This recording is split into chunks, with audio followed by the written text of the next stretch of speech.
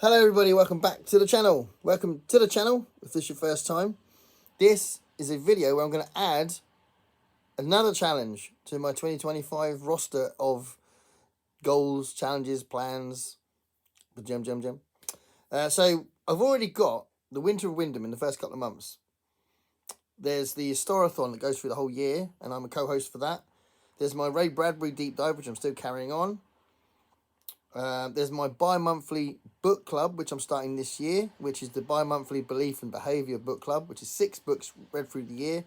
Have a look at that video if you haven't seen it. I'll link in the description below, but I need to remind everybody about that, so I'll do that at some point.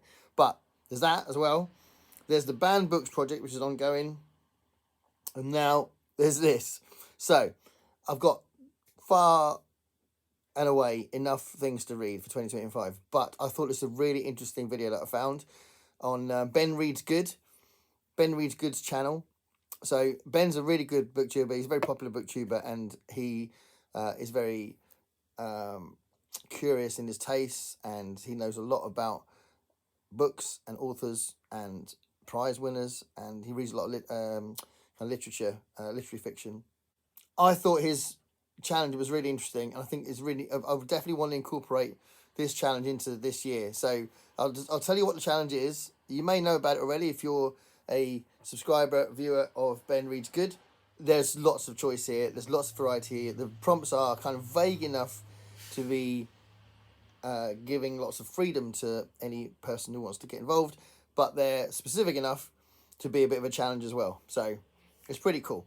So each month you get a different prompt in this challenge. The Read Good Challenge 2025, 12 prompts, one for each month, and they're all pretty varied, and the selection of books I've got to choose from are pretty varied. There's one, which I'll get to in a minute, which I'm probably not going to read at that time. I might read it later, but I'll explain why I include it. It's the file one. But anyway, first prompt for January. January in this prompt is called Annuary, and its author's called Anne, or a variation of Anne.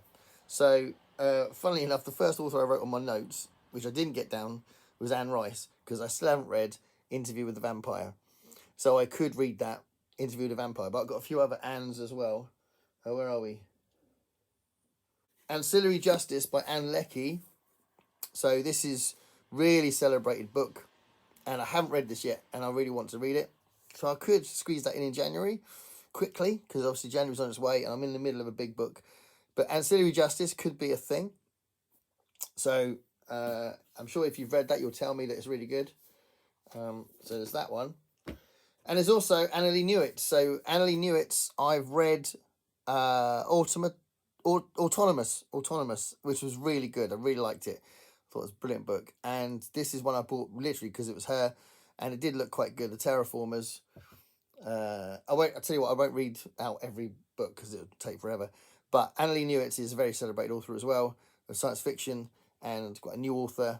And I do like to try and champion contemporary science fiction because lots of booktubers say that it's all about the old stuff and there's nothing new that's good anymore. So she's really good. So an Autonomous I read a little while back. So I think I'm very tempted with this one, but that's the January prompt. The second prompt is a book with fire on the cover. I have really had trouble finding a book that had fire on the cover. I did find this one, which is actually one of my favourite books, and I would recommend it, but if I do reread it, which I might do, then I'll reread it in the middle of the year because of the Historathon and where it sits in the periods of Historathon. But I would recommend it. I'm showing it to you now in case you're curious. So this is England Arise, The People, the King, and the Great Revolt of 1381 by Juliet Barker. It's a really good book, and obviously you've got the fire there. But you've seen me, possibly if you've watched this channel, seen me talk about the Peasants' Revolt of 1381 many times. It's one of my favourite historical events, something I studied quite extensively in my degree, and I was kind of looking at peasant revolts all across Europe.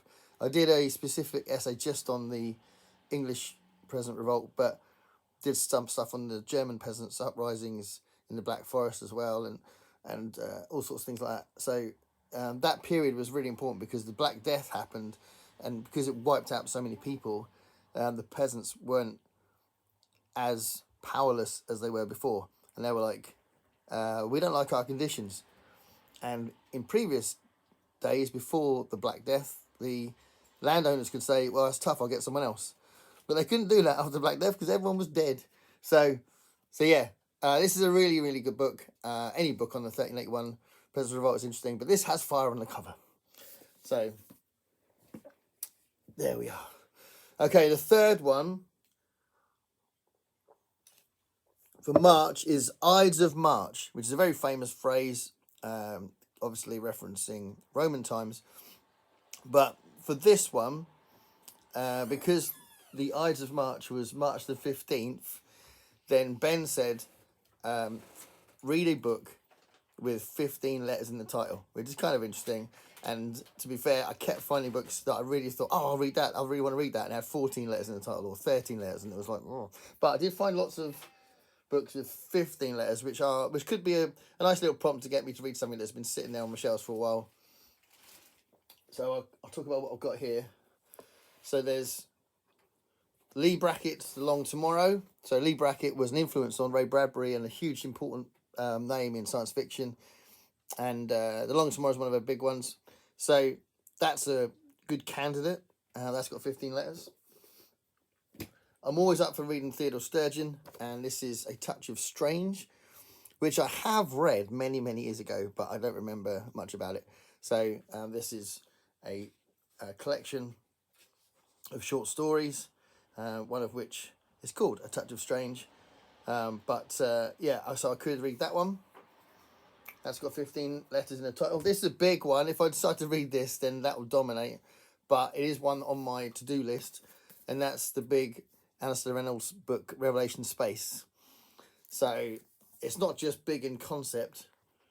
It's also almost 600 pages long. So that takes me a while. If it's 600 pages, I mean, the one I'm reading at the moment is nearly 600 pages, and that's going to take me 2 months probably. So yeah, that's a bit ambitious, but it's something I do want to read. So I could read that one. There's a few random things here. So The Last Werewolf is one that I've actually seen good reviews of, but I bought this secondhand because it looked interesting, and I'm always up for a werewolf story, and that's got 15 letters. But that's supposed to be a good novel as well. So there's that one. And I've now got a couple of Joe R. Lansdale books, and he's a quite celebrated crime writer. There's quite a few crime books in this selection as well. So I am reading more and more crime as we go along. And this is The Two Bear Mambo, which is a fantastic title. And that is 15 letters. The Two Bear Mambo, Joe R. Lansdale. It's a book that features his two characters that he played with a lot. What were they? Leonard and Hap. Yeah, two detectives that work together. So The Two Bear Mambo is a possibility. And before I get onto the ridiculous, there's also J.G. Ballard's The Drowned World. That is 15 letters. I still haven't read that yet. So I've held this up a few times as something to read, and I will be reading more J.G. Ballard this year anyway. And that actually fits another prompt as well, so that could crop up a couple of times. So there's The Drowned World, very, very seminal work from J.G. Ballard. And this is just a random door bit of nonsense, I think, which I could read. It's a short book. It's only about 180 pages. Never heard of it. Christopher Stashef, A Wizard in Bedlam. What a great classic vintage science fiction cover there. A Wizard in Bedlam. So yeah, that's definitely a possibility as well. So that is for March. In April, Ben suggested we read something from an author that's been nominated for the Women's Prize. And actually, even though I have actually got this physically upstairs, I could have brought it down, but I forgot to get it. And that's Piranesi. So I've also got the big book, Jonathan Strange and Mr. Carroll? That one. I've got that as well somewhere in the loft. That's a big chunker as well. But Piranesi I'm probably going to get to first. So yeah, that's a definite possibility for that. But there's a few options. I could read something from Margaret Atwood as well. But that's an interesting prompt as well. So reading something reading something written by an author that's been nominated for the Women's Prize. The fifth prompt, the one from May, is a nice little bit of wordplay. So deja-vu is obviously the feeling that we've been through something before, or we've lived through something before, and no one's ever explained it, I don't think. Tell me in the comments if that's been explained, but as far as I know, that's not been explained. But he's turned deja-vu into Mayja-vu. Deja-vu, Mayja-vu. I feel like I'm speaking French. Mayja-vu, oui, c'est bon. And the possibilities for... basically the idea, Mayja-vu, I'll clarify what I'm talking about. Mayja-vu is reading a book you've already read. So rereading something that you really want to read. That could be various reasons. It could be because you want to recapture the enjoyment of reading it the first time. It might be so long ago you can't remember what you thought of it. It could be that you doubted what you thought of it. Maybe you didn't like it and you feel like you want to give it another go. Or you did like it, but you wonder if you would now. That's a possibility. So there's all that happening. But what I'm going to do, probably, there's a few possibilities to be fair. One of the things I might read, because I keep talking about it on the channel, and it's been a while since I read it, I want to read it again, just because every time I talk about it on the channel, it makes me think I really need to read it again. And that's The Sheriff of Ugtober by Michael Rubens. I absolutely love that book, but I want to enjoy it again so I can remember why I love it so much. So Sheriff of Ugtober, very funny book, and something that I would recommend, but something I'm going to recommend to myself. But the other thing that I'm really keen to read, and that's Alice in Wonderland. I've got something else there as well. Alice in Wonderland. So the reason why I'm holding this one up is that I did actually reread Alice in Wonderland 2 years ago, and that was like the third time I'd read it. I think it was the third time I read it. But this is a bit different. This is the annotated Alice, which was a nice little find I had. And if you have a look, it's got lots of annotations about some of the extra information about the book on the side, on the margins. So I think that's pretty cool. So I'd like to read that because it's the annotated Alice. So let me know down in the comments if you love Alice in Wonderland. I'm hoping there'll be lots of people go, oh my God, I love that book. I love that book. It's one of my favourite books. It's definitely my favourite children's book, but it's just one of my favourite books, full stop. So the annotated Alice is an interesting book that's been edited by Martin Gardner. So that's a reread, but a reread with a different kind of concept around it. But then also I want to reread Binti, and that's because I read it and made a passing comment on my channel about it, and I want to reread it again so I can do a proper video on it, because I think it's a really interesting book. I think it's brilliantly written. I think it's quite unique, and it's a nice example of the really good science fiction that's happening lately. And because this book is all 3 novellas together, I'd like to do a video about all 3 novellas. So Binti is definitely one I want to reread as well. So there's that. In June, the prompt is the Reading Shame Forgiveness Month.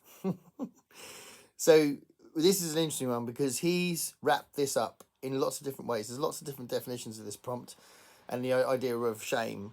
So it could be something on your Hall of Shame, so maybe books you feel like you should have read by now. It could be guilty pleasure. It could be an unfinished series, so maybe you've started a series and you haven't got very far, or you've only read the first one. I did a video recently where I talked about steeped in about 7 series like that. So the Reading Shame Forgiveness Month is a really interesting concept for that.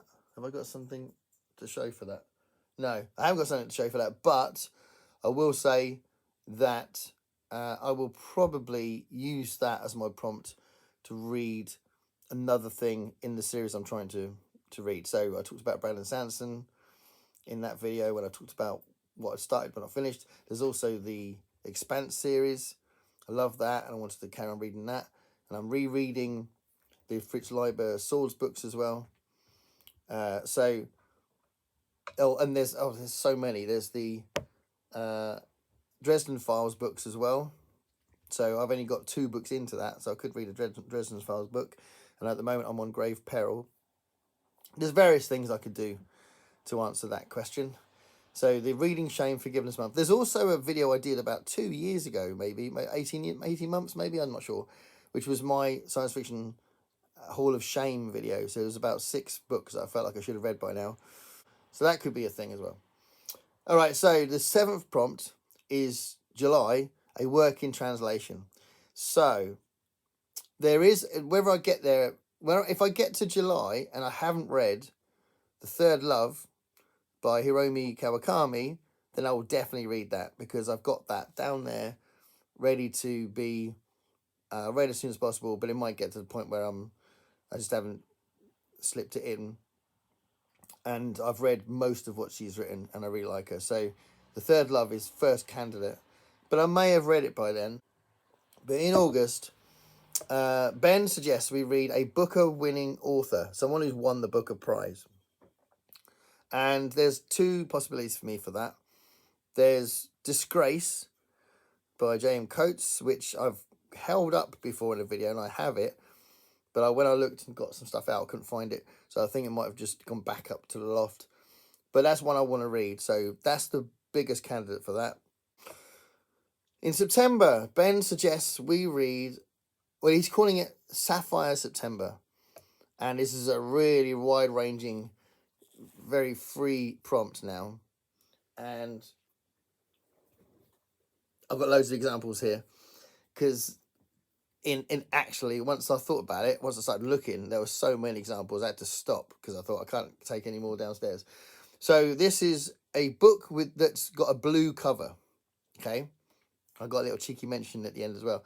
A book with a blue cover. So Elmore James, Elmore James, Elmore James, the blues player. No, Elmore Leonard, Out of Sight. And I've always wanted to read that, so I could read that. A crime comedy by Christopher Moore. So I've read a few books by Christopher Moore. I really like him, and this is Razzmatazz. And it looks like the one it might be in the same universe as the one he wrote called Noir, which I really enjoyed. So, yeah, Razzmatazz could be a thing. H.G. Wells' Empire of the Ants. The reason why I'm giggling is because that cover just cracks me up. And it's clearly a film-related cover with Adrian Barbeau on the front there. But it's H.G. Wells. So H.G. Wells' Empire of the Ants. I could read that. It's a very blue cover. And I think, from what I remember, this is a short story collection. Isn't it?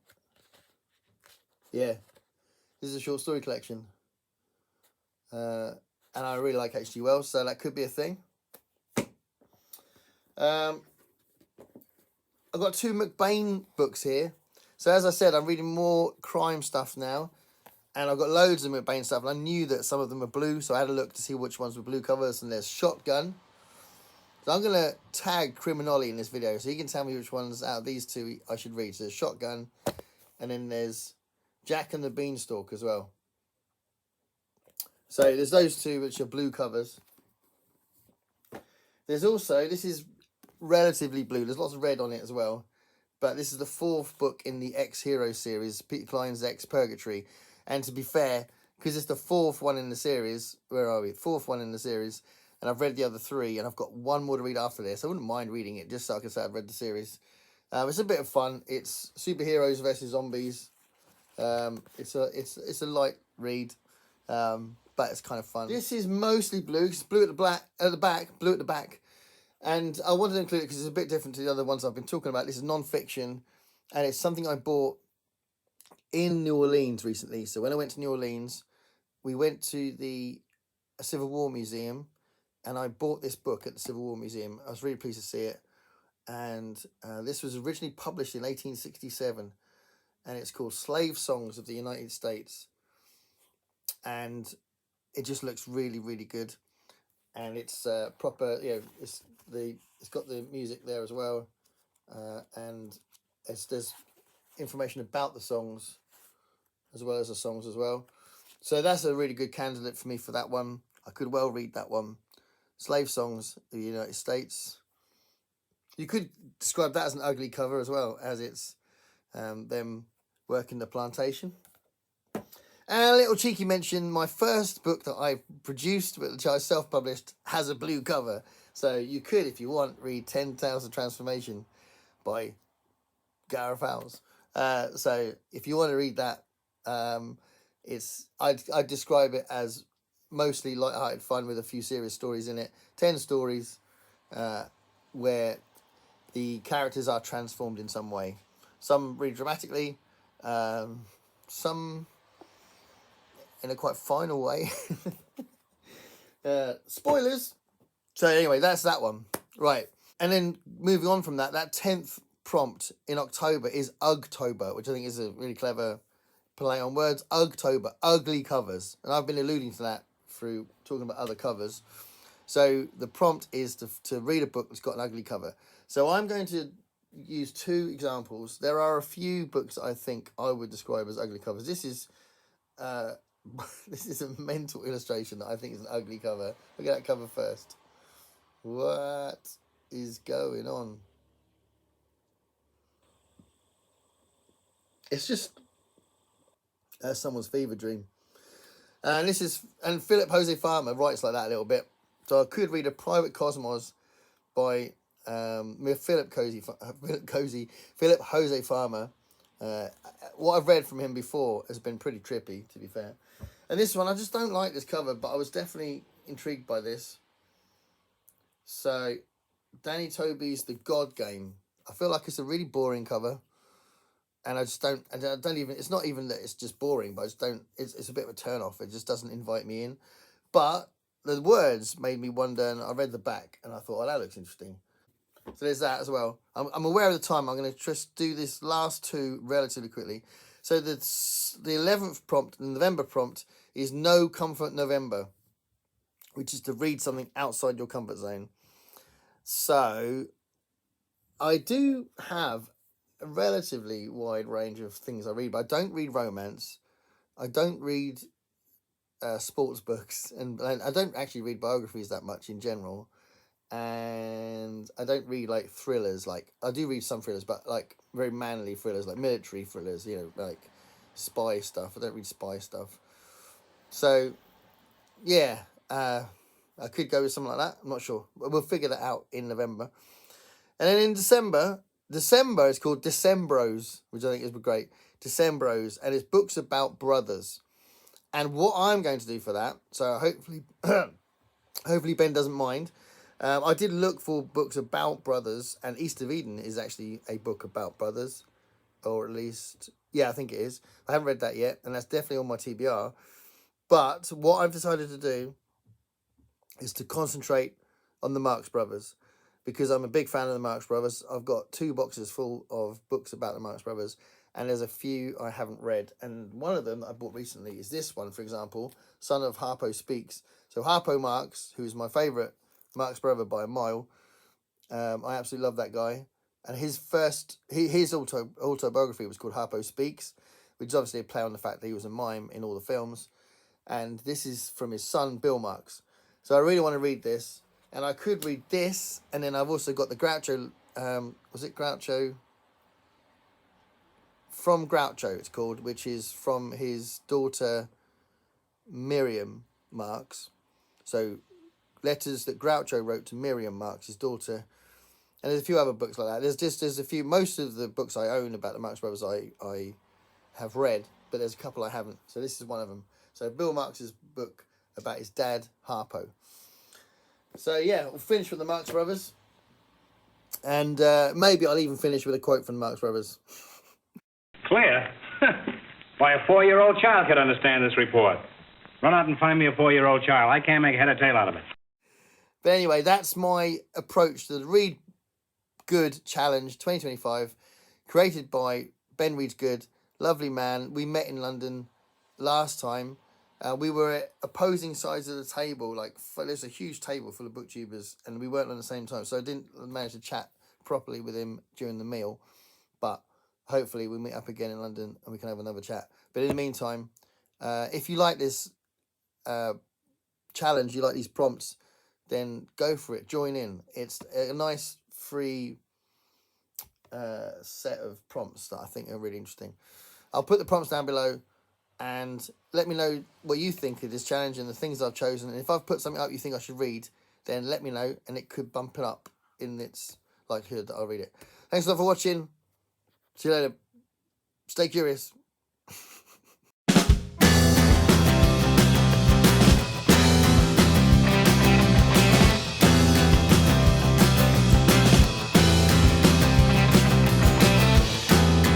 Paint me a picture